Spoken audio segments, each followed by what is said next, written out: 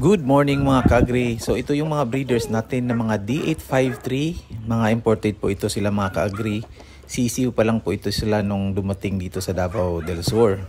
So kinuha namin sa airport ng Davao City. Tapos pinalaki. Ayan ito. Mga 11 months old na mga D853 breeders. O tinatawag nating Rhode Island Red. Ayan.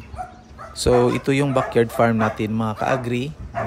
Nasa mga 200 to 300 square meters lang po ito. So, medyo marami-rami na rin yung mga stocks natin ngayon mga kaagri. Ito yung mga 3 months old natin na mga Rhode Island Red. Ayan, halo po yan sila. May mga males, meron din mga females. So, nilagay natin sa paddocks kasi medyo masikip na doon sa cage nila. Ayan. Kailangan talaga saktong kaalaman. Siyempre, sipag at tiyaga kung magpaparami tayo ng mga ganito klaseng manok mga kaagri. At syempre, dapat meron din tayong kunting kapital mga kaagri para sa pabahay, mga kagamitan at syempre sa patuka po nila mga kaagri. At ito naman dito yung mga 2 months old mga kaagri. Naka-paddocks po ito sila para hindi kami malito ni Warlito sa kanilang age group mga kaagri. At ito yung area na pwede nilang pasyalan.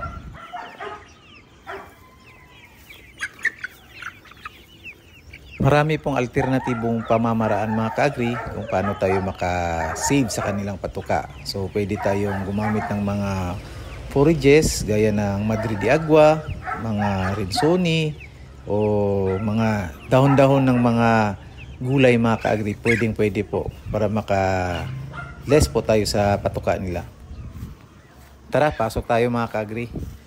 Ito dito yung siniparate namin ni Warlito. Ito yung mga kukunin na. May mga buyer na po ito mga kaagri. Dito na lang muna namin nilagay ni Warlito para madali lang kunin pag ibabox na po namin mga kaagri. Ayan, ito po sila. At ito naman dito yung mga extra males na almost 1 kilo na ready for katay na po ito mga kaagri. So, pwede nating i-marinate ito. Pwede nating ibenta for dressed chicken. At ito naman dito yung mga month-old natin. Ayan, marami tayong month-old na available nga pala mga kaagri. So, PM lang po kayo sa page natin. Ayan, ito dito.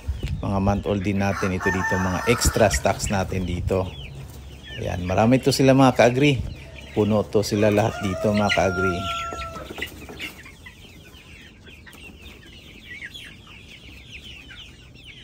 Ito, month-old din ito dito mga kaagri. So, isang batch lang po ito sila.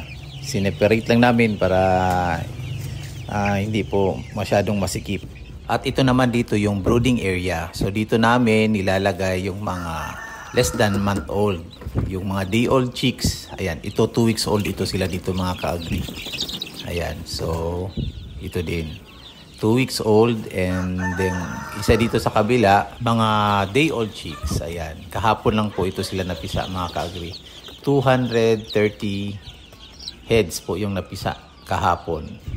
Ayan. At saka dito sa kabilang box. Ayan, so sa gustong magsimula sa mga chicks, ayan, marami tayong stocks mga kaagri. PM lang po kayo sa page natin. Ayan. Maraming salamat mga kaagri sa palagi niyong pagsuporta sa page natin. Ayan. So, happy farming po and God bless.